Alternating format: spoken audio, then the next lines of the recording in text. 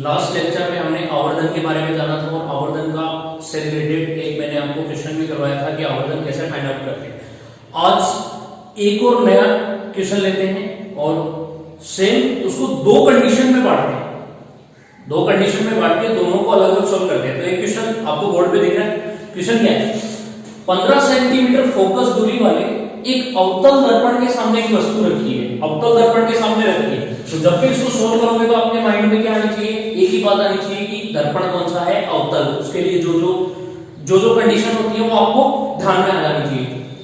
बनने वाले प्रतिबिंब का आकार वस्तु से कितना गुना है, 3 गुना, वस्तु से 3 गुना। तो वस्तु से दर्पण की संभावित दूरियां, वस्तु से दर्पण की संभावित दूरियां, या फिर ऐसा कह सकते हैं कि दर्पण से वस्तु की संभावित दूरी मतलब u का मान क्या होगा जब प्रतिबिंब कैसा बने, वास्तविक बने, पहली कंडीशन। और सेकंड, जब प्रतिबिंब काल्पनिक बने। तो दोनों के आंसर हमें क्या करने हैं, फाइंड आउट करने हैं। तो सबसे पहले देखो दिमाग में क्या आ रही है, अवतल दर्पण आ रहा है। तो अवतल दर्पण से हमें एक चीज समझ में आ रही है कि अवतल दर्पण के लिए u का मान भी नेगेटिव होता है, v का मान भी नेगेटिव होता है और f का मान भी क्या होता है, नेगेटिव। क्योंकि दर्पण सूत्र जब भी यूज करेंगे तो अवतल दर्पण में हमें इन तीनों चीजों की जरूरत पड़ेगी, ठीक है। वो तीनों सेटिस्फाई होनी चाहिए। तो क्वेश्चन में क्या दे रखा है, 15 सेंटीमीटर फोकस दूरी वाले दर्पण। जब भी आप सॉल्यूशन करोगे तो इसकी फोकस दूरी सबसे पहले जो दिया हुआ है, दिया गया उसको लिख दो। अवतल दर्पण है, यहां पे लिख देना अवतल दर्पण।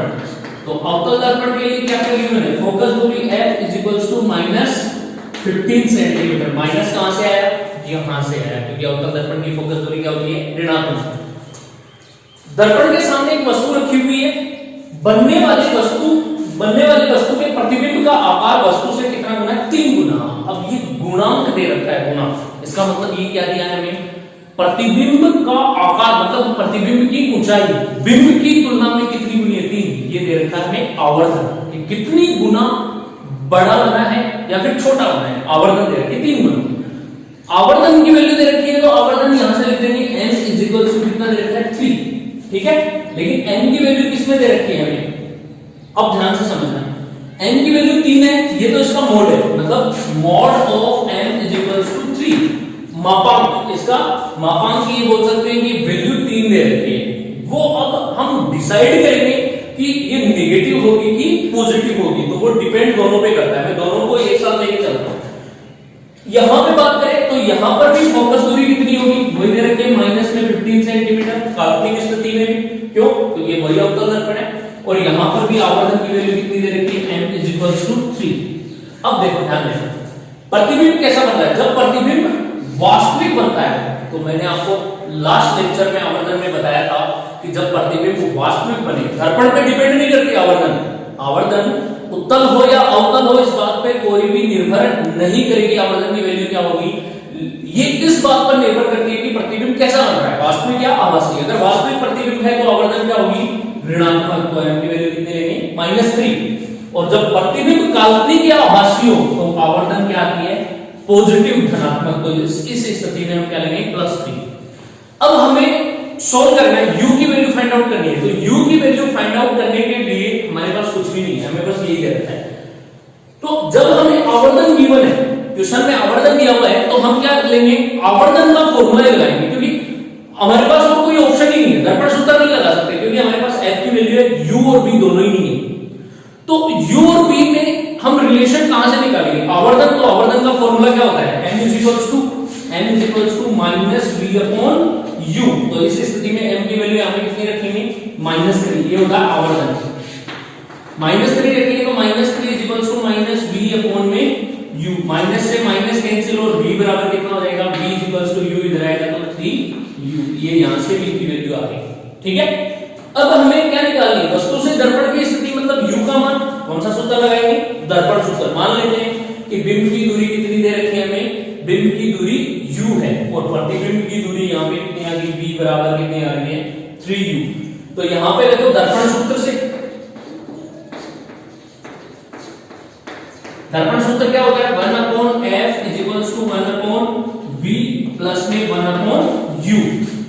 वैल्यू पुट करेंगे, तो वैल्यू पुट करते हैं तो 1/f की वैल्यू कितनी है -15, तो ये हो जाएगी -15 इज इक्वल्स टू 1/b की जगह क्या पुट कर देंगे 3u, ये 34 नहीं u है, तो 1/3u प्लस में 1/u, एलसीएम कितना ले लें 3u ले लें, तो ये हो जाएगा माइनस में 1/15 इज इक्वल्स टू 3u, और यहाँ पे कितना आ जाएगा, ये आ जाएगा 1 प्लस में, और ये u से u कैंसिल, ये कितना हो गया 3, तो ऊपर कितना आ जाएगा 1 प्लस 3 कितना 4, माइनस में 1/15 इज इक्वल्स टू 4/3u। अब ये तो 4 है और ये कितना है 3u, हमें u की वैल्यू फाइंड आउट करनी है, तो u फाइंड आउट करने के लिए क्रॉस मल्टीप्लाई कर दें, क्रॉस मल्टीप्लाई करेंगे तो कितना हो जाएगा 3u इज इक्वल्स टू -60, क्योंकि 15 4 जा 60। अब यहां से इसको कट करेंगे तो ये कितना आ जाएगा माइनस में 20, तो यहां पर u की वैल्यू कितनी आ रही है माइनस में 20 सेंटीमीटर, कौन से में पहली कंडीशन में माइनस में 20 सेंटीमीटर आ रहा है। इसको क्रॉस चेक भी करो कि अवतल दर्पण के लिए प्रतिबिंब की बिंब की दूरी क्या आती है नेगेटिव, तो हमारा आंसर क्या आ रहा है ये सही रहेगा। ठीक है, इस तरीके से हम इसको सोल्व कर सकते हैं। सेम काल्पनिक स्थिति वाला मेन जो काम था वो यही था, क्योंकि आवर्तन को हम यहां से डिसाइड करेंगे कि वास्तविक के लिए नेगेटिव होता है और काल्पनिक के लिए पॉजिटिव होता है। आप इसको सोल्व खुद भी करके देख सकते हो और मैं भी यहां पे बता रहा हूं, सेम यही मेथड लगेगा।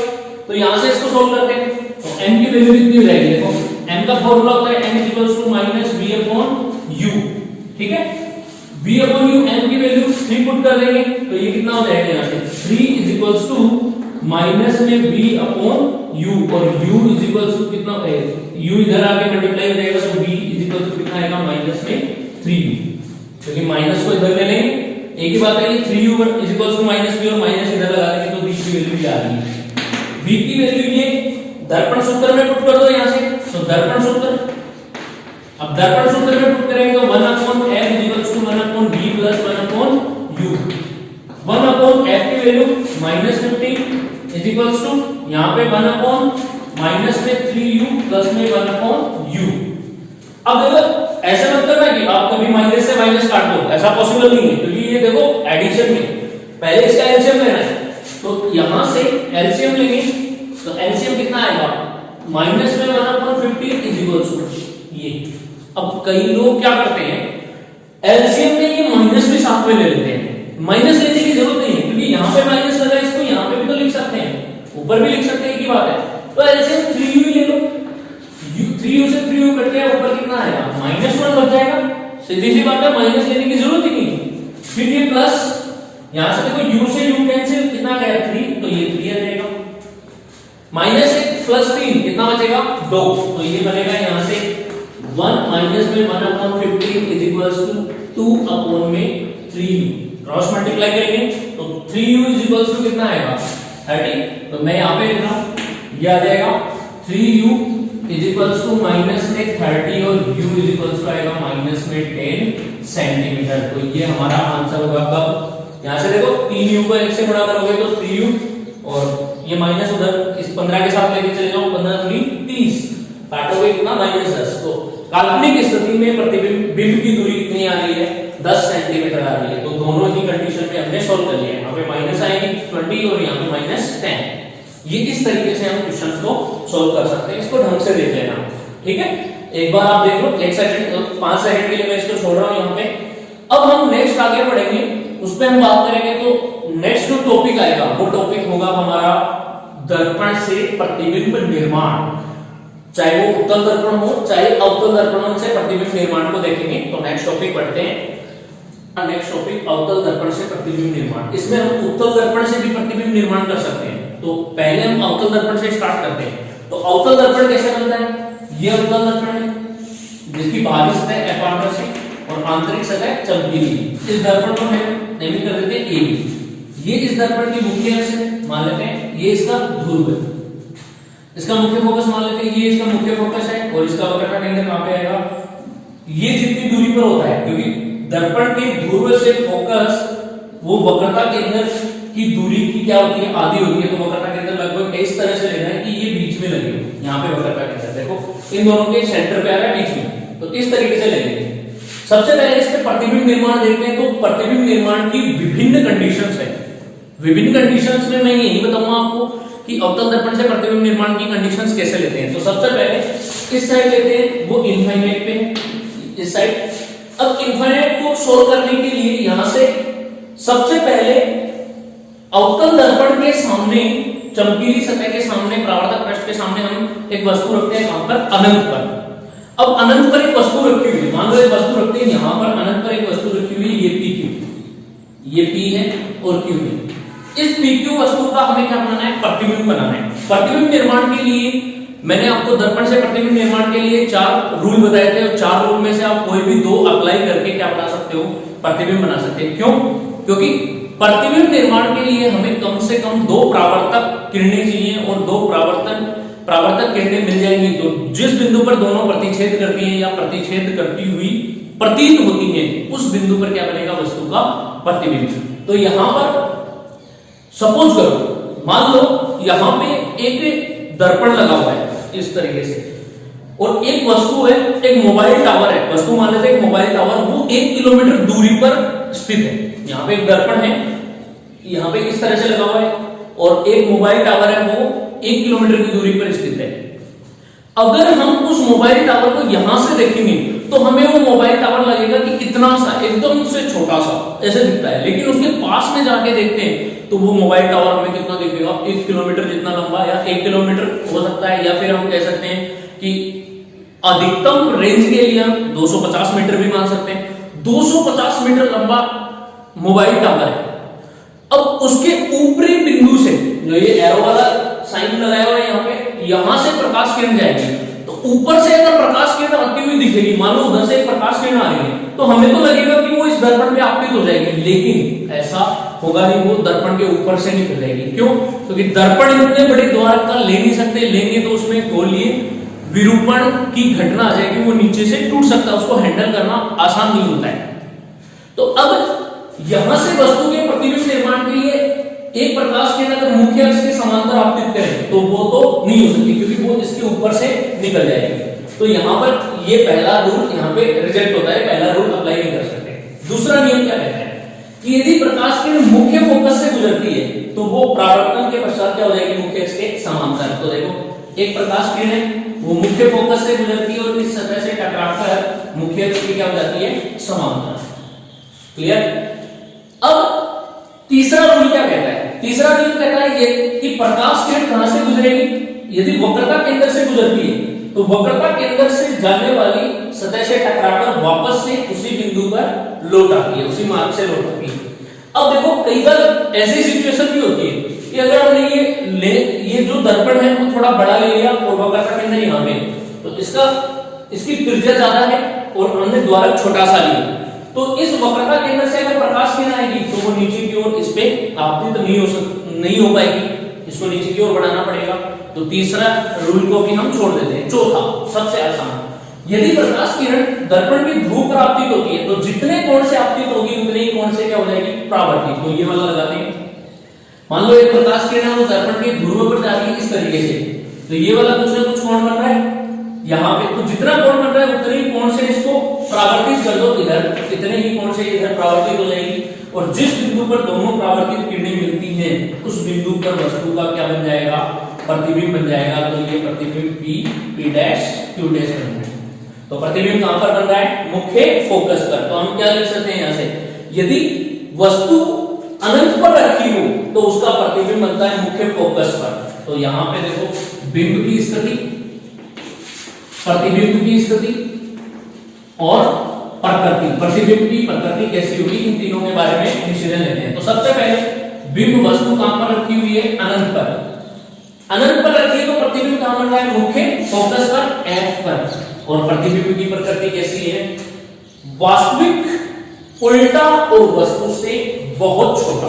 देखो, अनंत पर वस्तु बहुत बड़ी होती है लेकिन मुख्य फोकस पर ये छोटा सा दिख रहा है, तो प्रकृति कैसी होगी? वास्तविक उल्टा और वस्तु से बहुत छोटा, ये प्रतिबिंब होगा। अब इस कंडीशन में एक चीज और डिसाइड कर लेते हैं, आवर्धन बताओ कितनी होगी। क्या आवर्धन का मान 1 से ज्यादा होगा या 1 से कम होगा? आवर्धन की वैल्यू की बात कर रहा हूं, तो आवर्धन कितनी होगी? जब प्रतिबिंब छोटा बनता है वस्तु से तो आवर्धन कितनी होगी? लेस देन 1 आएगा, 1 से छोटा आएगा। क्लियर है? अब इसके बाद में सेकंड पोजीशन लेते हैं। तो सेकंड स्थिति लेने के लिए क्या करेंगे, अब धीरे धीरे वस्तु को पास में लेके आएंगे। तो धीरे धीरे जब वस्तु पास में आएगी उसके बाद में देखेंगे कि प्रतिबिंब पर क्या फर्क पड़ता है। तो अगला इसी में देखते हैं, इसी को मैं रख करता हूं, यहीं से देखेंगे। मुख्य फोकस यही लेते हैं इसका।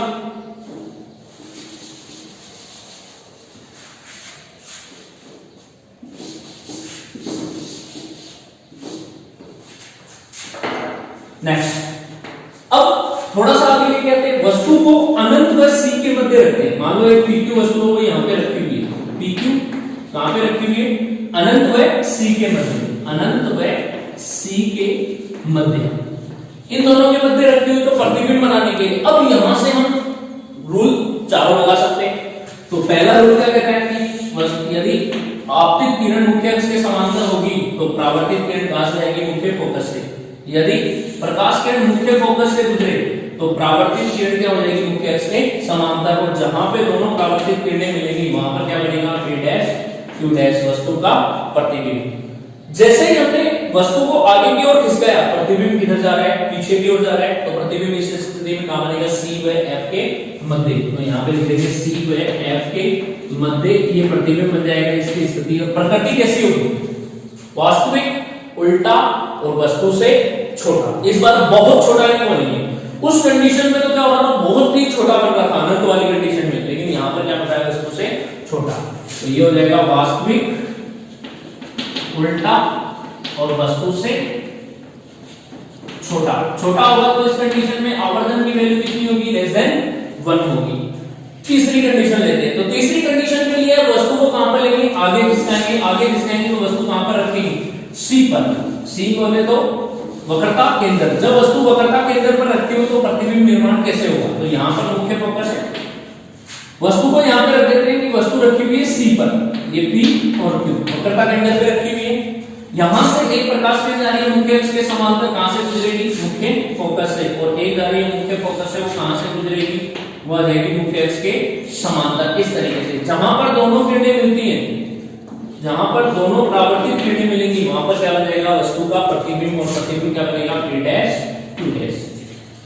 इस स्थिति में देखो आपको दिख भी रहा होगा, थोड़ा सा आभास भी हो रहा होगा कि जितनी वस्तु की ऊंचाई है उतनी ही प्रतिबिंब की ऊंचाई है। तो इस स्थिति में यदि C पर रखा हो, वक्रता केंद्र पर वस्तु रखी हो, तो प्रतिबिंब भी कहां पर बनेगा, C पर बनेगा। और प्रतिबिंब कैसा होगा, वास्तविक होगा, उल्टा होगा और वस्तु से क्या बनेगा, वस्तु के बराबर। यहां पे समझ में क्या आ रहा है कि यदि वस्तु C पर रखी हो तो प्रतिबिंब भी C पर बनेगा, वास्तविक बनेगा, उल्टा बनेगा और वस्तु के बराबर। जब प्रतिबिंब बराबर बनेगा तो आवर्धन की वैल्यू कितनी हो जाएगी, यहां पर 1 हो जाएगी।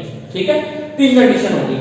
अब जैसे जैसे हम बिंब को पास में ला रहे हैं, प्रतिबिंब दूर जाता जा रहा है, और पास में लाएंगे, और पास में कितना ला सकते हैं, कहां पे रख सकते हैं, वस्तु को C व F के मध्य। तो C व F के मध्य वस्तु को रखकर हम प्रतिबिंब की स्थिति को यहां से देखेंगे कि कहां पर बनेगा। मान लो प्रतिबिंब वस्तु यहां पे रखी हुई है PQ, C व F के मध्य। तो यहां से हमें प्रतिबिंब निर्माण करना है।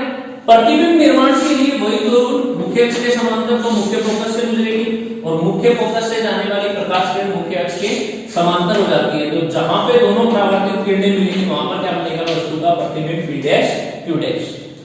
अब देखो यहां से जैसे इसको पास में लाया, प्रतिबिंब दूर होता जा रहा है, वक्रता के अंदर C पर प्रतिबिंब बराबर आ गया। पहले छोटा था, बहुत छोटा, फिर छोटा, फिर बराबर। लेकिन अब क्या हो रहा है, प्रतिबिंब बड़ा हो रहा है। तो यहां से क्या लिखेंगे, जब वस्तु C व F के मध्य हो तो प्रतिबिंब किसके मध्य बनेगा, अनंत व C के मध्य, अनंत व C के मध्य बनेगा। देखो इसका जस्ट उल्टा, जब अनंत व C के मध्य हो तो प्रतिबिंब बनता है C व F के मध्य, और जब वस्तु C व F के मध्य हो तो प्रतिबिंब बनता है अनंत व C के मध्य। ठीक है, अब प्रतिबिंब कैसा बन रहा है, वास्तविक,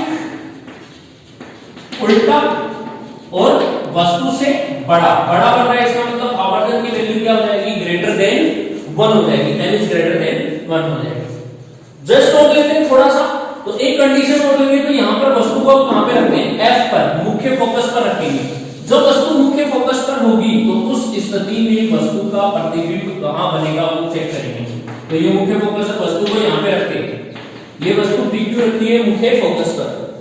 मान लो सपोज करो यहां से एक प्रकाश किरण जा रही है मुख्य अक्ष के समांतर, यदि हम प्रकाश किरण मुख्य अक्ष के समांतर डालें तो वो कहां से गुजरनी चाहिए? मुख्य फोकस से। क्या ये पॉसिबिलिटी है मुख्य फोकस से? बिल्कुल है।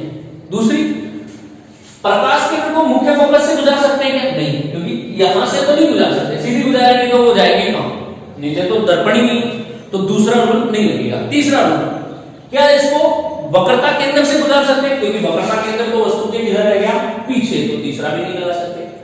चौथा कौन सा है? ध्रुव वाला। यदि प्रकाश किरण को ध्रुव पर डालेंगे तो जितने कोण से भी उतने कोण से क्या हो जाएगी? परावर्तित। तो यहां पर रूल लगा देंगे पहला और चौथा, ठीक है। ये परावर्तन के नियम, परावर्तन के जो यहाँ पे मैंने आपको बताया थे प्रतिबिंब निर्माण के लिए कौन कौन से रूल हैं, कौन कौन से किस तरह से कंडीशन से अप्लाई करते हैं, वो पीछे के लेक्चर्स में मैंने डिस्कस किया था, वहां पे जाके आप देख सकते हैं। आई बटन में आपको वीडियो का लिंक मिल जाएगा और वहां से वीडियो पे जाके आप उसको पूरा देखिए, आपको समझ में आएगा डिटेल से, ठीक है। तो यहाँ से देखो, यदि प्रकाश किरण मुख्य अक्ष के समांतर जा रही है तो कहां से गुजरेगी? मुख्य फोकस से। एक, फिर यदि प्रकाश किरण कहां पे आपतित करें? ध्रुव पर जितने कोण से आपतित होगी उतने ही कोण से क्या हो जाएगी? परावर्तित हो जाएगी और इस तरीके से जाएगी ये परावर्तित किरण। अब देखो, जैसे जैसे ये किरणें धीरे धीरे धीरे धीरे पास आती जा रही है और एक ऐसा बिंदु आएगा यहाँ पे बहुत दूरी पर धीरे धीरे ये पास आती जाएंगे और बहुत दूरी पर जाके एक बिंदु आएगा कि वहां पर ये प्रकाश किरणें मिलेंगी, तो उस स्थिति पर क्या बनेगा? वस्तु का प्रतिबिंब। वस्तु का प्रतिबिंब बनेगा, इसका मतलब प्रतिबिंब C से भी बहुत ज्यादा दूरी पर बनेगा। और बहुत ज्यादा दूरी, ये जब अगर हम वक्रता केंद्र भी इसका ले सकते हैं तो इसकी वक्रता त्रिज्या क्या मान सकते हैं? ज्यादा से ज्यादा 100 सेंटीमीटर मान लो कि 100 सेंटीमीटर त्रिज्या का एक खोखला गोला है, उसका एक दर्पण बनाया, तो 100 सेंटीमीटर की तुलना में अगर दूरी मीटर में हो कि मान लो 1000 सेंटीमीटर आगे जा रही है, 1000 सेंटीमीटर आगे जा रही है, इसका मतलब वो तो अनंत ही होगी ना। तो जब वस्तु F पर रखी हो तो प्रतिबिंब कहां बनता है? अनंत पर बनता है। जस्ट उल्टा, इसका उल्टा, जब वस्तु F पर होगी तो प्रतिबिंब कहां बनेगा? अनंत पर। और प्रतिबिंब कैसा बनेगा? वास्तविक बनेगा, उल्टा बनेगा और वस्तु से क्या बनेगा? बहुत बड़ा बनेगा। तो इस स्थिति में आवर्धन is very very very greater than 1 होगा। और इस कंडीशन में आवर्धन की वैल्यू 1 से बहुत छोटी होगी, ठीक है। तो ये 5 कंडीशंस हम यहां से देख चुके हैं कि अवतल दर्पण से प्रतिबिंब निर्माण किस तरीके से होगा। अब आगे इसको थोड़ा सा और लेंगे। तो ये जो पांचों कंडीशंस मैंने डिस्कस की है वो है वास्तविक प्रतिबिंब निर्माण के लिए। आभासी प्रतिबिंब भी बनता है अवतल दर्पण से एक कंडीशन में। कौन सी कंडीशन में? अब इस वस्तु को थोड़ा आगे और खिसकाएंगे तो O व F के मध्य जब वस्तु रखी हो तो उस स्थिति में कैसा प्रतिबिंब बनता है? आभासी। जबकि उत्तल दर्पण से प्रतिबिंब क्या बनते हैं? आभासी बनते हैं, वहां पर वास्तविक प्रतिबिंब नहीं बनते हैं। तो नेक्स्ट हम आगे देखेंगे, इसको पढ़ते हैं यहाँ पे। अब नेक्स्ट देखते हैं स्टूडेंट्स, जब वस्तु O तथा F के मध्य स्थित हो। अब ये वाली कंडीशन है, ये स्पेशल कंडीशन आती है इसमें। यहां से क्वेश्चन 1 नंबर का क्वेश्चन आ सकता है 1 मार्क का। वस्तु कहां पर स्थित है? अवतल दर्पण में O तथा F के मध्य। F तक फोकस तक हमने डिस्कस कर लिए सारी कंडीशन जो भी बनी। वस्तु को यहां पे रखते हैं O तथा F के मध्य। मान लो एक वस्तु है PQ, ये यहां पे स्थित है O F के मध्य। अब हमें यहां से, हमारे पास 4 लोग थे, इसके 4 रूल थे कि किस तरह से हम प्रतिबिंब निर्माण कर सकते हैं आपतित किरण से परावर्तित किरण। तो पहली किरण देखो, अब सबसे पहली बात तो हमने ये देखी है कि इसका वक्रता केंद्र और फोकस है दोनों पीछे की तरफ रहेंगे, तो इनका कोई रोल ही नहीं होगा क्योंकि पीछे रहेंगे। यहां पे बात करें तो यहां से प्रकाश किरण दर्पण पे डालनी है, तो क्या दर्पण पे डालने वाली प्रकाश किरण कैसे जाएगी? एक तो जाएगी मुख्य अक्ष के समांतर। यदि प्रकाश किरण मुख्य अक्ष के समांतर जा रही है तो परावर्तन के पश्चात कहां से गुजरेगी? मुख्य फोकस से, इस तरीके से, ठीक है। फिर दूसरा नियम क्या कहता है कि यदि प्रकाश किरण मुख्य फोकस से जाए तो परावर्तन के पश्चात क्या हो जाएगी? मुख्य अक्ष के समांतर, लेकिन फोकस तो इधर है ही, तो फोकस से नहीं जा सकते, इसको कैंसिल आउट करेंगे। तीसरा, वक्रता केंद्र से जाए तो वक्रता केंद्र भी पीछे रह गया, आगे तो है नहीं, तो इससे भी नहीं जा सकती। अब हमारे पास लास्ट बचता है 4, वो कौन सा है? यदि प्रकाश किरण कहां पे जाएगी? दर्पण के ध्रुव पर आपतित हो, तो जितने कोण से आपतित होगी उतने ही कोण से क्या हो जाएगी? परावर्तित हो जाएगी। क्योंकि उतने ही कोण, जितने कोण से आपकी होगी उतने कोण से परावर्तित हो जाएगी, और यहाँ पे ये दोनों परावर्तित किरणें आगे की तरफ बढ़ेगी तो देखना ये फैल रही है। अब ये फैल रही है मतलब दूर जा रही है, इसका मतलब ये दोनों तो कहीं भी प्रतिच्छेदित नहीं करने वाली, यहाँ से इधर प्रतिच्छेदन बिंदु इनका प्राप्त नहीं होगा, तो इसका मतलब इधर तो दर्पण से इस वस्तु का प्रतिबिंब नहीं बनेगा। लेकिन अब क्या करें, तो प्रतिबिंब निर्माण के लिए जरूरी नहीं है कि हमें वास्तविक प्रतिबिंब ही मिले, आभासी प्रतिबिंब भी मिल सकता है। ये एक दूसरे को प्रतिच्छेद नहीं करें तो प्रतिच्छेद करती हुई या मिलती हुई प्रतीत हो सकती है। तो इन दोनों परावर्तित किरणों की दिशा को विपरीत दिशा में बढ़ाओ, तो क्या करोगे, स्केल लेना, यहाँ पे स्केल लगाओगे तो इसको विपरीत दिशा में बढ़ाओगे, तो इसकी दिशा विपरीत दिशा में क्या जाएगी, ये वाली, ये इसकी दिशा डैश लाइन से दर्शाना इसको, ये वाली परावर्तित किरणें इसकी दिशा को विपरीत दिशा में बढ़ाओगे, तो स्केल लगाकर डैश लाइन से पीछे की ओर बढ़ाओगे तो ये इस तरीके से जाएगी, ये दोनों की दिशा होगी। जिस बिंदु पर ये मिलती हुई प्रतीत होती है उस बिंदु पर क्या बनेगा, वस्तु का प्रतिबिंब, और प्रतिबिंब कैसा बन रहा है, P है, P डैश Q डैश, सीधा प्रतिबिंब बनेगा, वस्तु का प्रतिबिंब बन रहा है वस्तु से बड़ा सीधा, और प्रतिबिंब कैसा बनेगा, आभासी या काल्पनिक प्रतिबिंब। क्यों, क्योंकि दर्पण के दूसरी साइड बन रहा है, तो ये प्रतिबिंब कैसा होगा, सीधा, वस्तु से बड़ा और आभासी प्रतिबिंब होगा। तो आभासी प्रतिबिंब के लिए रैखिक आवर्धन हमेशा क्या होती है, पॉजिटिव। किस केस में, दर्पण के केस में। अगर वास्तविक प्रतिबिंब बन रहा है तो ऋणात्मक होगी, और आभासी प्रतिबिंब बन रहा है तो आवर्धन क्या होगी, धनात्मक आएगी। यहां से इस तरीके से हम प्रतिबिंब निर्माण की स्थिति को देख सकते हैं अवतल दर्पण से। तो विभिन्न स्थितियों में हम देख चुके हैं, ये मोस्ट इंपोर्टेंट, ये मार्क का क्वेश्चन आ सकता है, यहां से पूछ लेगा, ठीक है। अब हम नेक्स्ट पढ़ेंगे उत्तल दर्पण से प्रतिबिंब निर्माण। देखिए स्टूडेंट्स, यहाँ पे हम डिस्कस करते हैं उत्तल दर्पण से प्रतिबिंब निर्माण। तो उत्तल दर्पण से प्रतिबिंब निर्माण की दो कंडीशंस हैं, इसमें दो स्थितियां होती है। पहली, जब वस्तु कहां पर स्थित हो, अनंत पर, और दूसरी होती है जब वस्तु दर्पण के सामने स्थित हो। तो सबसे पहले हम उत्तल दर्पण बनाते हैं। तो उत्तल दर्पण बनाने के लिए क्या करेंगे, यहाँ पे देखो ये वाला दर्पण बनाते हैं जिसका आंतरिक हिस्सा अपारदर्शी और बाहरी हिस्सा क्या हो, चमकीला। ये इसका मुख्य अक्ष मान लेते हैं, ये इसका ध्रुव हो जाएगा O, ठीक है। ये हमने क्या बना लिया, एक उत्तल दर्पण बना लिया। अब उत्तल दर्पण पर हम केवल दो ही कंडीशन क्यों ले सकते हैं, क्यों, क्योंकि ये वाली सतह तो क्या है, अपारदर्शी, तो इसका जो वक्रता केंद्र होगा, मुख्य फोकस होगा वो भी इधर होगा, और वक्रता केंद्र आएगा वो किधर आएगा, इस साइड।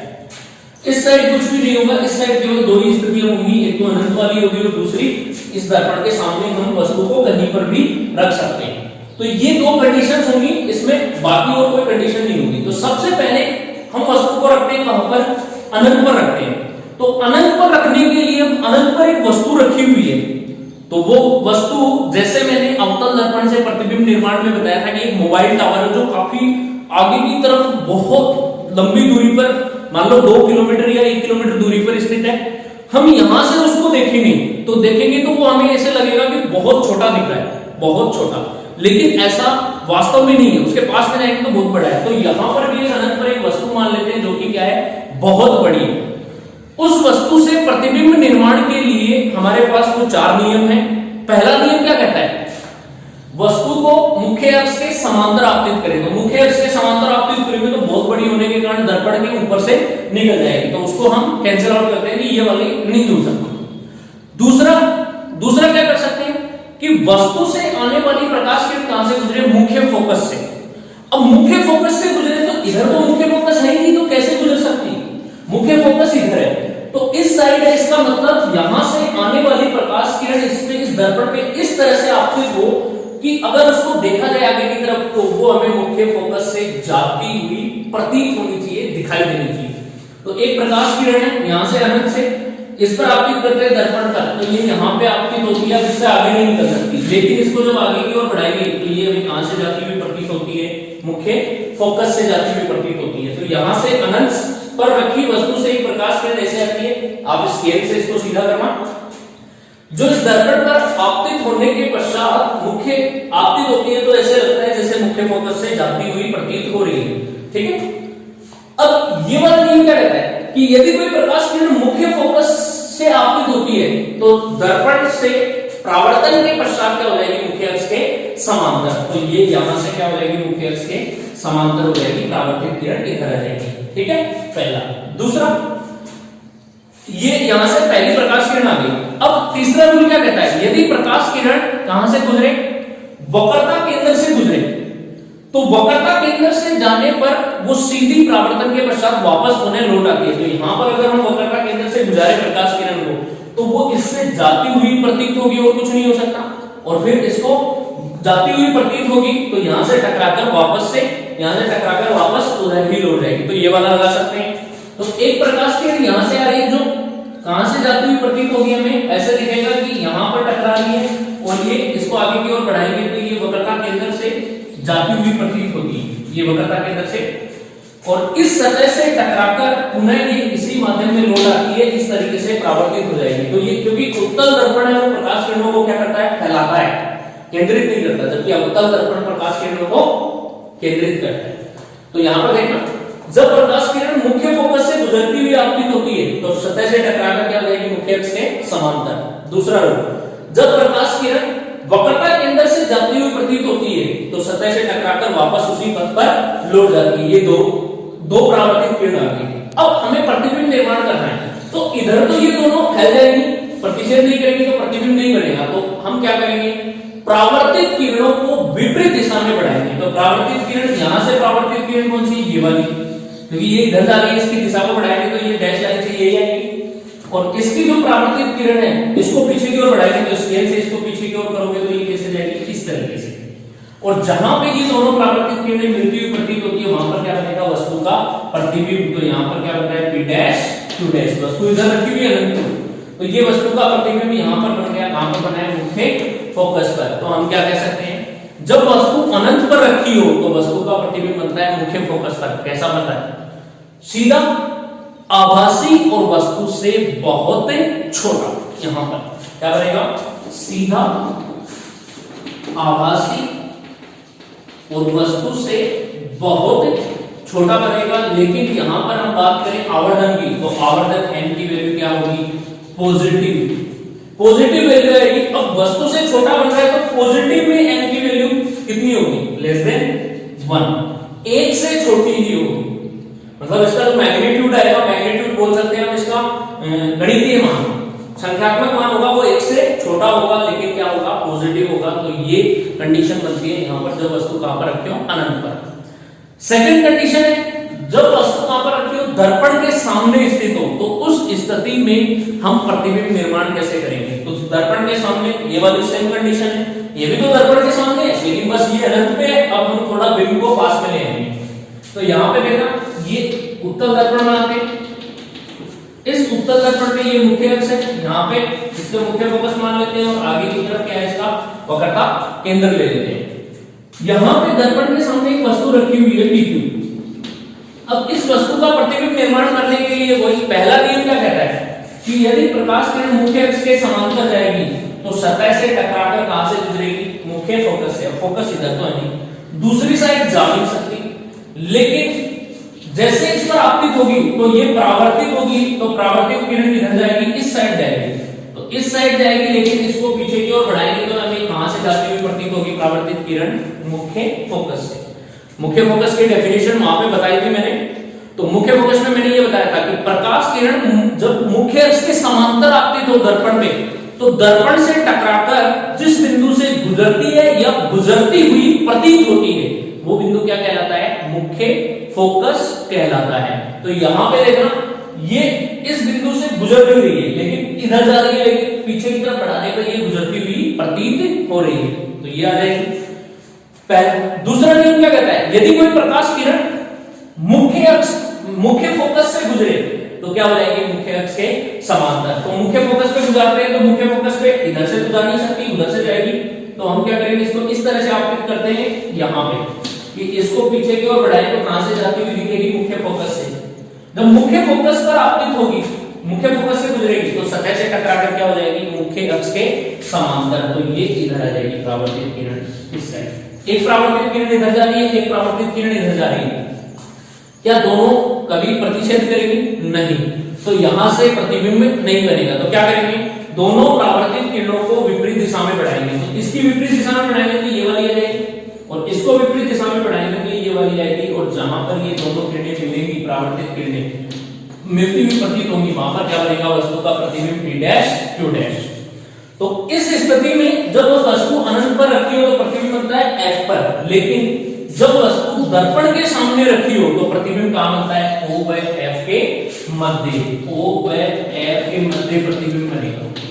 प्रतिबिंब कैसा बनेगा, आभासी बनेगा, सीधा बनेगा और वस्तु से छोटा बनेगा।